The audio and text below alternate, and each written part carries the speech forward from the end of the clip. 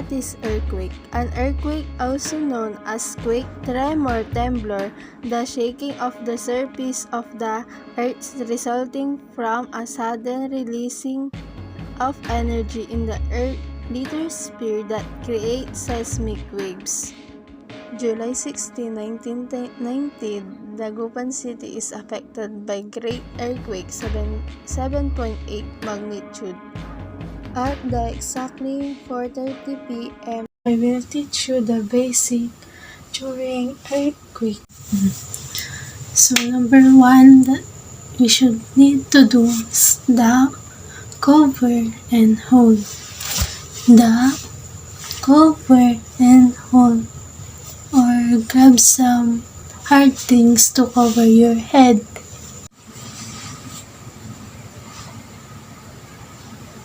And find safe things.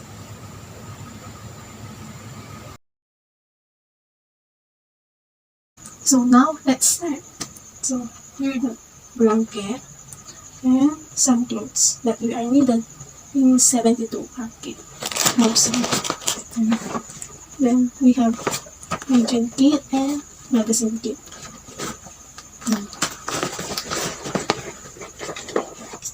And first aid kit.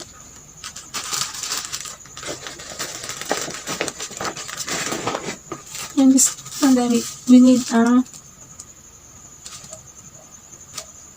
face mask, emergency light, and we have two emergency light, some kind of battery, and a power bank.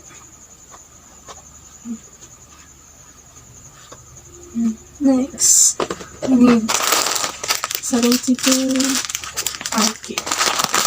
72 are good for 72.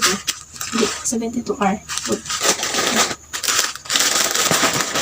And so, mas prepare nila yung intent kasi para hindi na magluto. Para pag magluto or walang bigas. Walang lutuan. Need ng yun. Hindi ko kailangan magluto. And here, IDs and wallet. And some important documents. Or, and for me, PSA, ganun.